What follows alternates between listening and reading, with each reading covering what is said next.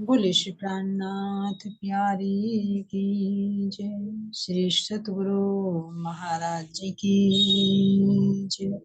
तीनों पुरी धाम की जय। सर्व सुंदर साथ की जय। बंदो सतगुरु चरण को करो सुप्रेम प्रणाम। अशुभ हरण मंगल करण बंदे चंद्र जेना। श्री प्राणनाथ सतगुरु परम विनय करो प्रणाम। हरे विकट कपाट सुमरन जिनके नाम। श्री राम रतन सतगुरु मेरे काटो सकल कलेश। चरणों में करो वंदना हृदय करो परमेश। श्री प्राणनाथ निज मूलपति श्री महराज सुना। श्यामा युगल को पल पल करो प्रणाम। पल पल करो प्रणाम। बोले श्री प्राणनाथ प्यारी की जय। श्री सतगुरु महाराज जी की जय। सभी सुंदर साथ के चरणों में कोटि कोटि प्रेम प्रणाम जी। प्रणाम जी। चलिए सुंदर साथ जी चौपाई ले लीजिए। मंदिर एक फिरते कई चारों तरफों मंदिर। तीन में कई विध गलियां कुंज निकुंज वन यो कर। इस प्रकार इस वन के चारों ओर गोलाकार एवं चतुष्कोण मंदिर हैं। इन गोलाकार मंदिरों को निकुंज वन कहा गया है। इसमें भी विभिन्न गलियां हैं। तो भाई सुरता को लेकर चलो जो हमारा जी वर्णन कर रहे हैं हमारे कुंज और निकुंज का। तो कल इसका विस्तार बताया कि ये कहाँ से कहाँ तक फैला हुआ है। अब इनके अंदर जो मंदिर है उन मंदिरों की बनावट बता रही हैं कि कुंज और निकुंज जो अलग अलग द्वार भी बने हैं, क्योंकि जहां पर इनकी मेहराबें आएंगी तो वहां से तुम अंदर प्रवेश कर सकते हो। और अंदर प्रवेश करने के बाद में कह रहे हैं कि अलग अलग क्या है यहाँ पर पूरे हैं, यानी मोहल्ले की बात है। तो दो विशेष महलों का वर्णन आया है किसके अंदर, कुंज और निकुंज। लेकिन इनके अंदर भी 83 मंदिर और हैं। इसको मिलाकर एक, जैसे हमारे रंग महल में कई मंदिरों को मिलाकर जैसे 64 मंदिर हुए उनको मिलाकर एक हवेली बोली। इसी तरह से यहाँ पर जो 83 मंदिर हैं ये जो आए हैं तो इनको मिलाकर दो वन बने, कुंज और निकुंज। तो कुंज क्या है, गोल है, कुंज चकोर है और निकुंज गोल है। तो इनके मंदिर भी ऐसे आए, जो चकोर आएंगे तो उसमें 4 कोने वाले मंदिर आएंगे और जो गोल है उसमें थोड़ी सी गोलाई ली हुई मंदिरों की शोभा है। तो यहाँ पर इन मंदिरों की शोभा का वर्णन करते हुए महाराज जी कह रहे हैं कि इनकी सुंदर संरचना को देखो, कैसे तुम्हारे गोल और चकोर तुम्हारे कुंज और निकुंज शोभायमान है। और इन्हीं के अंदर से जब बाहर की तरफ को निकलते हैं तो 8 दिशाओं में से 8 नहरें निकलती। तो उन नहरों का वर्णन करते हुए कह रहे हैं कि इन्हीं नहरों के आसपास में क्या है, महल है। महलों की सुंदर कतारें चली जाती हैं जो जाकर दूसरे निकुंज से मिल जाती है जी। और इन्हीं नहरों के दोनों तरफ क्या है, सुंदर महल बने हुए हैं। 83 मंदिर इधर है, 83 मंदिर, क्योंकि इनकी दूरी भी 83 मंदिर की जी। तो इन मंदिरों के दोनों तरफ क्या बने हुए हैं, रोस। जैसे तुम्हें उसमें चले जाइए फूल बाग या नूर बाग में कि जो एक नहर होती है उसकी नहर की जो पाल होती है उसको 3 हिस्से में बांट दिया जाता है जी। जैसे दाएं बाएं तो क्या हुआ, रास्ता होगा चलने का, और बीच में एक फुलबारी होगी जो डिवाइडर होगा। जैसे इसी तरह से यहाँ पर जो इन कुंज निकुंज के अंदर है, यहाँ पर बीच में फुलबारी ना होकर महलों की शोभा है। जी दोनों तरफ नहर के दोनों पालों पर मध्य में तो महल हो गए और उस महल के दाएं बाएं सुंदर रास्ते हो गए जिनको गलियां कहा गया। और इन पर सुंदर क्या है, कठहरे लगे हुए। जल की तरफ देखोगे तो जल की तरफ भी कठहरा है। जल में उतरने के लिए 3-3 सीढ़ियां उतरती हैं और अगर क्रॉस करना है तो सुंदर पुल शोभायमान।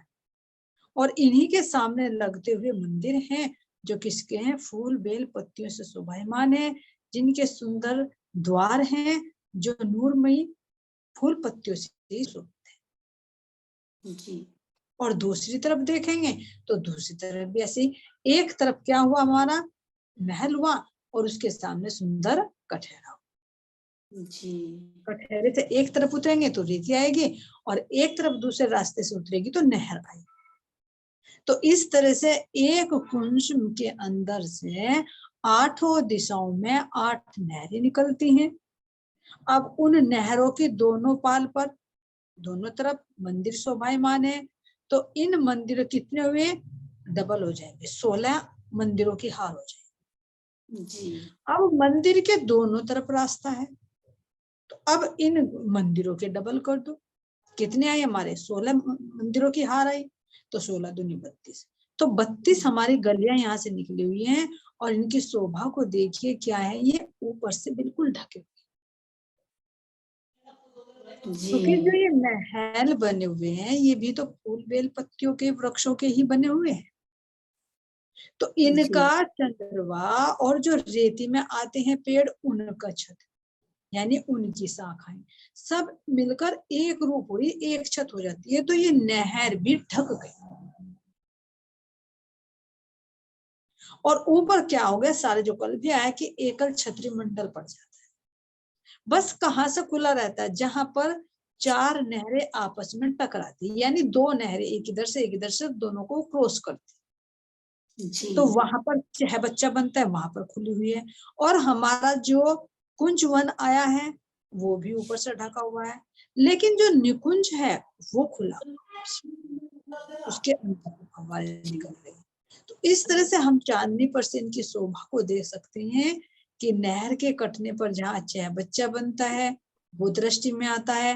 फिर नुकुंज वन के अंदर जो फव्वारे उठते हैं वे नजर आते हैं। और बाकी सब को किसने, सुंदर चंद्रमा ने ढक रखा है। जी तो ये हमारे वनों की शोभा महाराज जी बता रहे हैं कि हमारे कुंज और निकुंज के महलों की सुंदर शोभा है। जी मंदिर दीवाने गलियां, नकस फल फूल पात, मंदिर द्वार देख देख के पलक न मारी जात। इन मंदिरों की दीवारों तथा गलियों में फल फूल एवं पत्तियों की विभिन्न प्रकार की चित्रकारी है। मंदिरों के द्वारों की शोभा को देखकर आंखों की पलकें भी बंद नहीं होती। बंद नहीं। अब महाराज जी कह रहे हैं कि ये जो सुंदर शोभा है कुंज और निकुंज की, तो ये यहाँ की चरम चक्षु तो नहीं देखी जा सकती, आत्मिक दृष्टि से देखा जाए। जी तो जब आत्मा की दृष्टि सुंदर शोभा को निहारती है तो कह रहे कि एक पलक भी नहीं मारी जाती। पलक मारने का मतलब पलक भी नहीं झपकाई जाती, जैसे किसी सुंदर शोभा को देखकर अचंभा हो जाता है, उसमें पलक जी झपकना भी भूल जाते हैं कि आंखें गाड़ कर देखना, क्योंकि बहुत सुंदर होती है जो चीज, उस पर ऑटोमेटिक ही नजर गड़ जाती जी कहते ना, यहाँ पे कि कोई की नजर भर के देख रही है, अरे कहीं नजर लग जाए, है ना, यानी पलक भी नहीं झपक रहा। क्यों, क्योंकि वो सुंदर लग रहा, वो चित्त को खींच रहा है।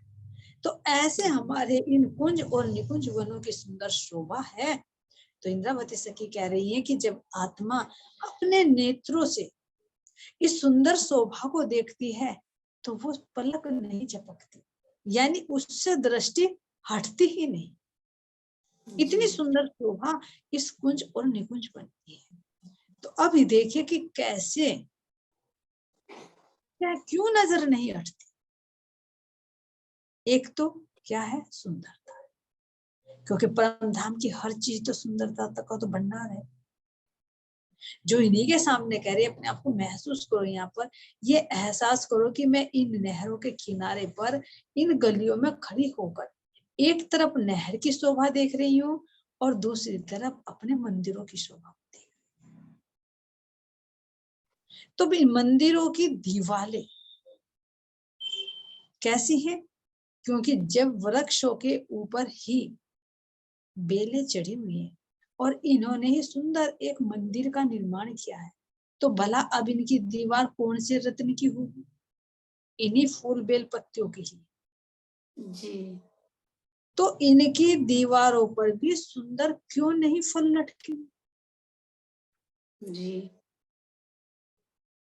जब बेलों की पेड़ों की ही दीवारें बनी हुई हैं, छत बनी हुई है, ऊपर चंद्रमा बना हुआ है, तो फिर उन पर फल क्यों नहीं लटकेंगे? उन पर फूल क्यों नहीं खिलेंगे? जी खिलेंगे। तो ये महाराज जी कह रहे हैं कि इनकी चाहे दीवारों को देखो तो इन दीवारों पर भी सुंदर फूल बेल पत्तियां शोभायमान हो रही हैं, और द्वारों को देखो तो द्वारों के ऊपर भी, क्योंकि पत्तियों ने ही हटकर एक सुंदर द्वार बनाया हुआ है और उनकी नोक से सुंदर कांगरी बनी हुई, जैसे द्वार के ऊपर कांगरी।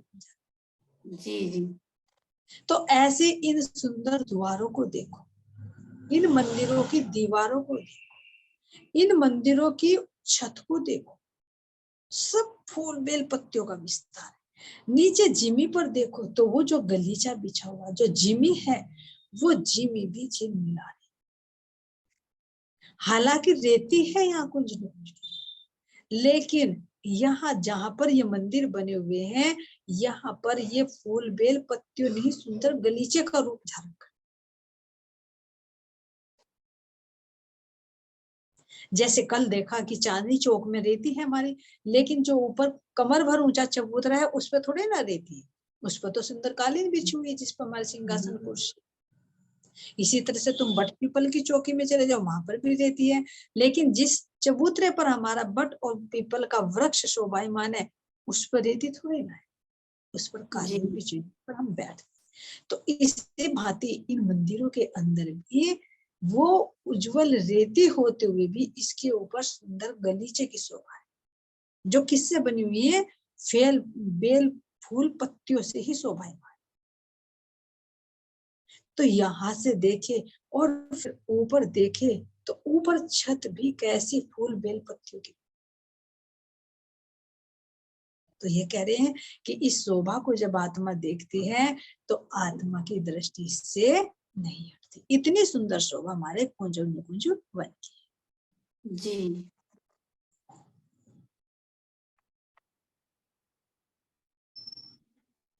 लीजिए आगे वो। कई पूरे कई छूटक, कई गलियां बने हुनर, या गलियों या मंदिरों सब छाया बराबर। यहाँ पर अनेक मंदिर एक साथ हैं एवं अनेक अलग अलग भी हैं। उनके मध्य की गलियां कलात्मक हैं। इन गलियों तथा मंदिरों में वृक्षों की छाया समान रूप से विद्यमान है। हाँ, समान रूप से।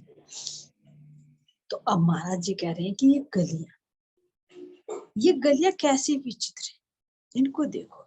जब हम एक कुंज से निकलकर इन गलियों पर चलते हैं तो ये नहरें कैसी, जैसे जैसे नहरें जाती है वो इधर को जा रही है, तो जहां पर चार रास्ते मिलेंगे तो वहां पर देखिए सुंदर गली कैसे निकली, इधर को जाएगी और फिर इधर से भी आ रही है गलियां, और फिर घूमकर उस तालाब के जो कुंड बना हुआ है उसके चारों तरफ गोलाई करके, जैसे चौराहा होता है ना, चौराहे से चार रास्ते निकलते हैं, इस तरह से सुंदर गलियां जाती। तो एक कुंड के ऊपर से घूमकर चारों दिशाओं में क्या निकलती हैं? गलियां निकलती हैं, सीधी भी निकलती हैं, टेढ़ी भी निकलती है। तो ये तो गली हो गई किसकी? जो हमारी नहरों के पास। अब इनके बीच में हमारे तिकोने कैसे बनते हैं? चौक बनते हैं रेती, क्योंकि कुछ तो नहरें तिरछी आ रही हैं, कुछ नहरें सीधी भी आ रही हैं। तो कुछ गलियां तिरछी आएंगी, कुछ गलियां सीधी आएंगी, और इनके बीच में तिकोने चौक बनते हैं जिनमें दो दो मंदिर की दूरी पर वृक्ष है। अब ये जी। वृक्ष भी कहते हैं, इस जैसे नीचे उज्जवल रेती चमक रही है, ऐसे ही नूर में जवाहरातों के ये क्या है, वृक्ष है। तो ये भी ऐसे पंक्ति व्रत है कि इनके बीच में से भी सुंदर आड़ी टेढ़ी गलियां नजर आती, क्योंकि कोई जगह खाली तो नहीं है। क्योंकि जब गली बननी है तो एक जो तना है वृक्ष का, उसके अंदर से वो नूर निकलेगा और दूसरे तने से टकराएगा, तो उसके बीच में सुंदर गली शोभा। जैसे देखा, उसमें घूमे थे हम अपने केलवन के, जी।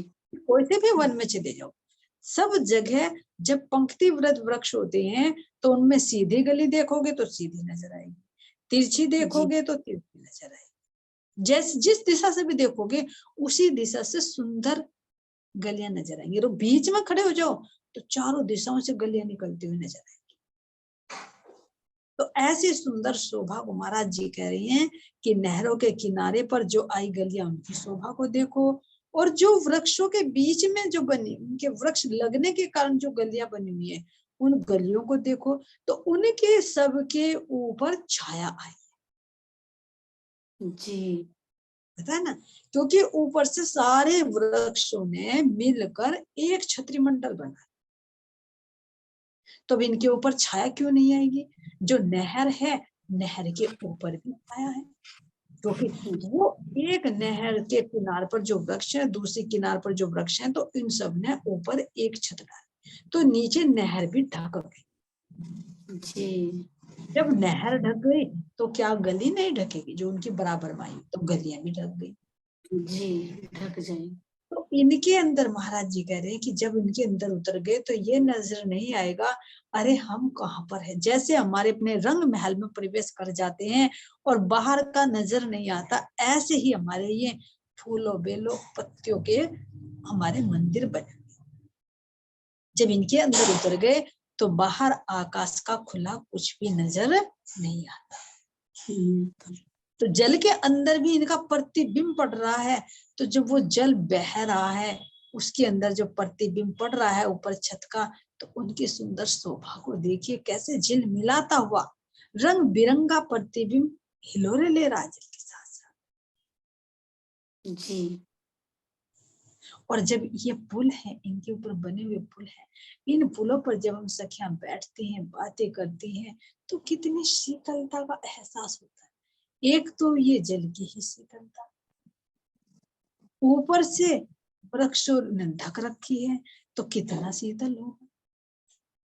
एक तो वृक्ष में खुद ही शीतलता है, एक जल के अंदर शीतलता, और सारा ही झुरमुट बना हुआ है, तो कितना शीतलता का भंडार, कितनी खुशबू का भंडार, कितने रसीले फलों का भंडार, जिसका वर्णन यहाँ के शब्दों में नहीं किया जा सकता। इसीलिए फिर बार बार कह रही इंद्रावती सखी कि जब हम आत्मिक दृष्टि से सुंदर शोभा को निहारते हैं, तो हमारी दृष्टि से हटती ही नहीं। जी। कहीं पुरे कहीं छुटक, कहीं गलियों बने हुनर, या गलियों या मंदिरों सब छाया बराबर। यहाँ पर अनेक अनेक मंदिर एक साथ हैं, अनेक अलग अलग भी हैं। उनके मध्य गलियां कलात्मक है। इन गलियों तथा मंदिरों में वृक्षों की छाया समान रूप से विद्यमान है। इन वन बहुतक बेलियां शोभा अति सुंदर, फल फूल पात कई रंगों या बाहर या अंदर। इन वनों में विभिन्न प्रकार की लताएं हैं, उनकी शोभा भी सुंदर है। उनके फल फूल तथा पत्ते विभिन्न रंगों, भीतर सर्वत्र शोभायमान है। शोभायमान है। तो अभी तो बताया कि कुंज और निकुंज के अंदर मिले हुए भी मंदिर हैं, पर अलग अलग। तो अलग अलग कौन से बताएं? मिले हुए तुम्हें बता दिया कि अभी जो हमारा गोल और चकोर कुंज और निकुंज आया, तो उसमें 83 मंदिर है, तो वे 8 अच्छे हैं। पंक्ति व्रत घूमकर चले, गोलाई में होंगे तो गोलाई में, चकोर में होंगे तो चकोर। लेकिन कह रहे कि एक एक जो नहरों की पाल पर आए हैं, तो वो तो एक ही मंदिर की कतार चली गई ना, बाकी तो दाएं बाएं उनमें गलियां होंगी। जी तो इन सब की शोभा को बता रहे हैं कि मंदिरों की शोभा को देखिए, ये कैसे सुंदर संरचना लिए हुए हैं कि कहीं पर ग्रुप का ग्रुप है और कहीं पर एक एक मंदिर नजर आ रहा है जो पंक्ति। तो इनकी शोभा को देखकर महाराज जी कह रहे हैं कि आगे इनकी शोभा को देखिए, जो कुंज और निकुंज वन है, इसके अंदर जो गलियां बनी हुई है, इन गलियों के ऊपर जो फूल बेल पत्तियों ने छाया डाली है, तो इनकी सुंदर संरचना को देखिए, इनके रंगों को देखिए, कोई एक रंग नहीं है, जी ना। एक तरह की बेल नहीं है। यहाँ पर भी देखो कि अलग अलग तरह की, कितनी तरह की बेल होती है, उनकी संरचना भी अलग होती है, रंग भी अलग होते हैं, खुशबू भी अलग होती है, फूल भी अलग होते हैं, फल भी अलग होते हैं और उनके स्वाद भी अलग होते हैं। तो यहाँ तो अलग अलग है, लेकिन परम धाम के अंदर एक के अंदर सब है। तो जब एक भी पूर्णात पूर्ण है, तो ये देखिए कि एक के अंदर कितना विस्तार, जी और इसको आत्मिक दृष्टि से अनुभव करे तो ये देखिए कि जब आत्मा के हृदय में ही प्राण प्रियतम विराजमान हो जाते हैं और आत्मा के अंतःकरणों में, आत्मा के चित्त में जब वो लीला चलती है, तो वो लीला से ही तो सारा रस प्रकट होता है। क्यों? क्योंकि रस का स्रोत कौन है? रस कहाँ से मिल रहा है? धामधनी के हृदय से। जी वो क्यों मिल रहा है? क्योंकि धामधनी के अंदर में गुण है, रस देने का, आनंद देने का गुण है, क्योंकि साक्षात इश्क का स्वरूप है, प्रेम के स्वरूप है, प्रेम ब्रह्म दो एक है। जी तो प्रेम के अंदर कितने रस है, क्योंकि प्रेम के अंदर, यहाँ पर भी देखो, मोह के अंदर कितने रस होते हैं, कभी दुख कभी सुख, है ना, ये चलता रहता है, कभी लड़ना कभी झगड़ना, कभी हर्ष कभी शोक, कभी भय कभी क्रोध, कितने रस लेते हैं यहाँ इस संबंध में। लेकिन ये तो आत्मा का परमात्मा का अटूट संबंध है। तो जो धामधनी के अंदर है वो आत्मा के अंदर आता है, तो उस आनंद में कितनी किरणाएं होती, जितनी भी किरणा होगी उतना ही रस, जितना रस होगा उतना ही स्वाद, उतनी ही खुशबू। जी तो जब आत्मा के हृदय में धामधनी विराजमान हो जाते हैं, अपने चरण रख देते हैं, तो उस आत्मा के हृदय में कितनी तरह की लीलाएं होंगी, कितनी तरह का रंग होगा, कितनी तरह के विचार उठेंगे। तो ये सब लीलाएं कुंज निकुंज वन के अंदर होंगी, और यही धामधनी के गुणों का जो प्रकाश होगा, इन्हीं प्रकाश, इन्हीं जवाहरातों से क्या बनेंगे, ये वृक्ष बनेंगे, फूल बनेंगे, बेल बनेगी, पत्तियां बनेगी। सब चीज विस्तार किसका है? धामधनी के चेतना के अंदर जो रस भरा। जी कहीं बाहर से लाना ले जाना नहीं है, कहीं बाहर से कोई लौकी बो दी या कोई अंगूर लगा दे, अंगूर की बेल लगा दी, कहीं से बीज की जरूरत नहीं। वो सब बीज कहाँ है? उसी चेत। तो देखिए, एहसास कीजिए कि जब हमारे अंतर हृदय में हमारे प्राण प्रियतम विराजमान हो जाएंगे, और होने के बाद में उनकी जब किरणा होगी आत्मा के साथ, तो भला क्या उस कुंज और निकुंज का वर्णन किया जा सकता है? जी ना। यानी जो अंतःकरणों में, जो चित्त में जो रस प्रकट होगा, जो मीठी मीठी बातें होंगी, उनका रस होगा, उनका स्वाद होगा, उनकी खुशबू का एहसास होगा, और फिर उस एहसास का प्रकाश फैलेगा, तो भला यहाँ के शब्दों में कैसे वर्णन किया जाए? नहीं किया जा सकता। तो एक जाहिरा में और एक बात, तो उसी बातुनी को धामधनी ने जाहिरा रूप से प्रकट किया, क्योंकि एकदम तो जीव के हृदय में तो परमात्मा नहीं बैठ सकते, वो तो आत्मा के हृदय में बैठते हैं। जी अगर जीव के हृदय में बैठते तो सबसे पहले इतने उत्तम श्रेष्ठ श्रेष्ठ जीव हुए सबके हृदय में बैठ जाते, लेकिन वो तो अपने ब्रह्म आत्मा के हृदय में विराजमान है। जी तो फिर जीव को कैसे पता लगे? नहीं तो एकदम क्या बातुनी नहीं खोल सकते, परमात्मा खोल सकते हैं, जी वे सब कुछ कर सकते हैं, उन्हें बाहर संकेत देने की जरूरत नहीं। लेकिन ये कहा कि जैसा वजूद होता है उसी के अनुसार तो लीला होती है। जी जैसे मोहम्मद साहब के रूप में तो उन्होंने संकेत संकेत क्यों दिए? क्या वे वास्तविकता नहीं खोल सकते? परमात्मा खोल सकते थे, लेकिन उसको लेता कौन? जी जीव था, तो जीव कर्मकांड करता है तो उसको कर्मकांड बता दे। जब ब्रह्मात्माएं आई वो हकीकत का ज्ञान दे सकती है तो उन्हें हकीकत का ज्ञान दिया, और जब तीसरे स्वरूप में आए तो मार्फत का ज्ञान दे दिया। तो जैसे जैसे पात्रता होती वैसे वैसे तो धाम धनी देते हैं। जी तो इसी तरह से कह रहे हैं कि धाम धनी अंदर का बातुनी एकदम खोल सकते हैं, बाहर के संकेत की जरूरत नहीं। लेकिन क्यों? क्योंकि जीव बातुनी को नहीं समझ सकता। तुरंत जीव का हृदय परमधाम नहीं बन सकता, जी जीव के हृदय में परमात्मा नहीं बैठ सकते। ये तो परमात्मा का जो प्रकाश आता है वो आत्मा के हृदय में ही आता है। आत्मा के जी हृदय कोई धामधनी अपना आसन बनाकर विराजमान होते, तो आत्मा के अंदर में तो बातुनी में सारे पक्ष बनेंगे कुंजनी कुंज में। लेकिन जो ये जीव है इसको जीव को कैसे बताए? तो जीव यहाँ का रचा पचा यहीं की भाषा को समझता है, तो इसलिए इस जीव को भी समझाने के लिए यहीं की भाषा का, यहीं के उदाहरणों का ले लेकर सहारा उसका वर्णन किया जा रहा है।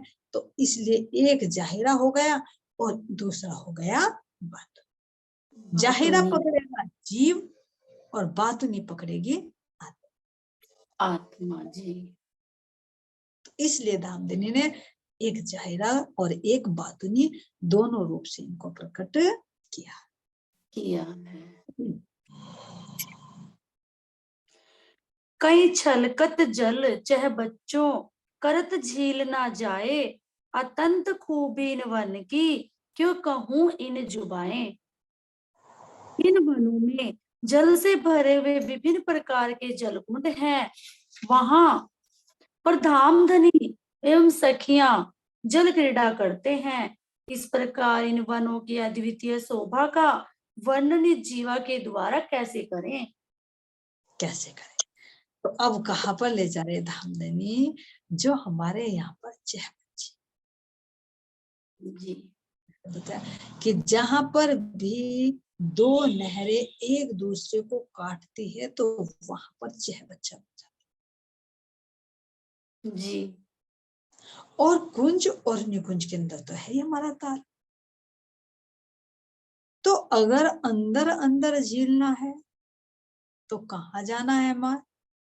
कुंजवन के अंदर चलिए, क्योंकि वो ऊपर से क्या है? ढका हुआ ढका हुआ। जी है। 83 चारों तरफ मंदिर बन गए, मंदिरों के आगे खंभों की हार आ गई, फिर उसके आगे वाटिकाएं आ गई, वाटिका से आगे कमर भर ऊंचे चबूतरे पर चढ़ते हैं, तो उस चबूतरे पर चारों तरफ तो सुंदर फुलबारी हैं जिन पर हम बैठ सकते हैं, और बीच में उसके कुंड है। जी तो ये सब होने के बाद में ऊपर छत आके ढक गया ये कुंड, और ऊपर की चांदनी पर देखोगे, दूसरी भूमि पर देखोगे तो वहां कुंड नजर नहीं आए, केवल चबूतरा बन गया दूसरी भूमि। लेकिन अब चलते हैं निकुंज की। तो जी निकुंज के भी ऐसा ही है। निकुंज क्या है? गोलाई में है, तो चारों तरफ तो उसमें मंदिर आ गए, 83 मंदिर। फिर उससे आगे चलते हैं तो थंबों की हार आती है, जी थंबों की हार आने के बाद बगीचे आते हैं, बगीचों के आगे फिर हमारा कमर भर ऊंचा चबूतरा आता है। उस चबूतरे के मध्य में क्या है? हमारा गोल ताल है, जी क्योंकि जब ये गोल है तो गोल ही ताल बनेगा। अब यहाँ से ये ताल खुला हुआ है, लेकिन जो हमारे बगीचे हैं और ताल है ये पहली भूमि पर है, इसके ऊपर कुछ नहीं, खुली चांदनी नजर आए। जी लेकिन जहां पर हमारे मंदिर और थंब आए हैं वे ऊपर उठ जाएंगे, वे दो भूमि के हो जाएंगे।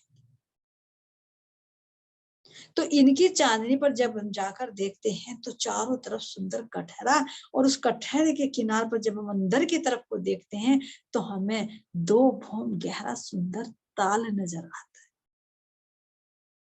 जी जहां पर हम कोई सखी श्यामा जी के साथ में सिंहासन पर विराजमान है, कोई सोफों पर विराजमान है, कोई कुर्सियों पर बैठी है, तो कोई सखी जल क्रीड़ा कर रही है।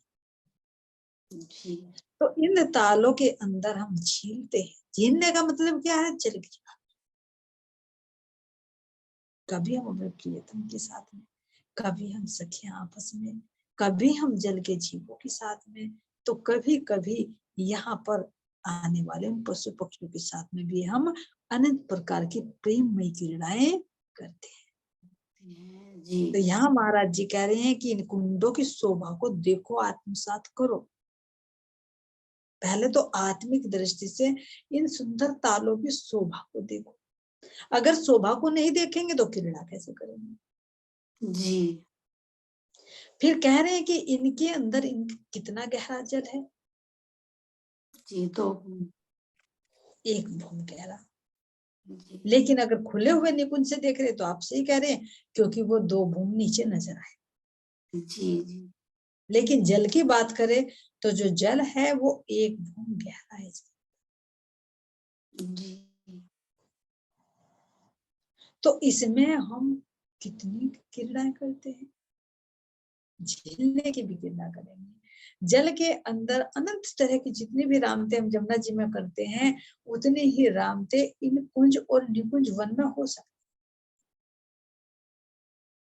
क्योंकि जल के जीव भी हैं इनके अंदर। चाहे तो हम इन्हीं फव्वारों के साथ में बैठकर, फव्वारों के ऊपर बैठो और कहीं जहां पर नहरें मिल रही है वहां पर चाहे बच्चे में उतर जाओ, वहां से भी उन फव्वारों के ऊपर बैठो और कहां पर अपनी कुंज से निकुंज वन में पहुंच जाओ। जी क्यों? क्योंकि ये जल भी तो, ये फव्वारा भी तो चेतन है, जी जड़ नहीं है।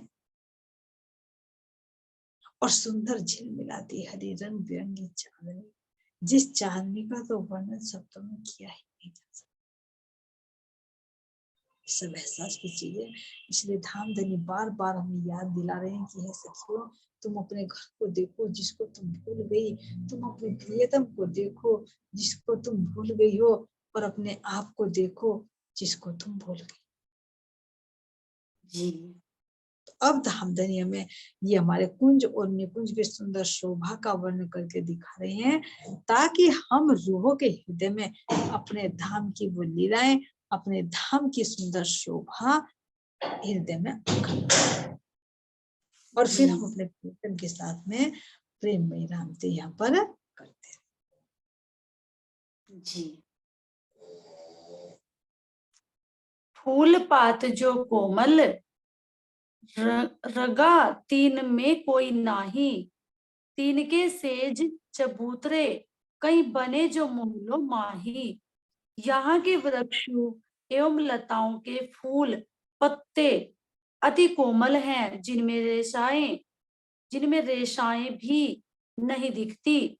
महलों तथा चबूतरों पर इनकी अनेक बनी हुई है।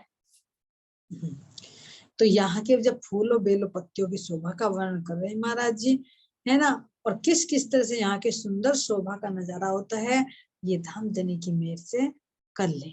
अब चौपाई का उच्चारण कर दीजिए। जी फूल पात जो कोमल रगा तीन में कोई नाही, तीन के सेज चबूतरे कहीं बने जो मुगलू माही। कई बने सुमुख माई।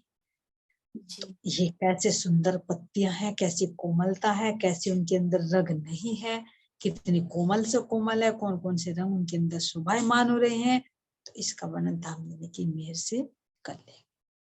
बोले श्री प्राणनाथ प्यारे की जय, श्री सतगुरु महाराज जी की जय।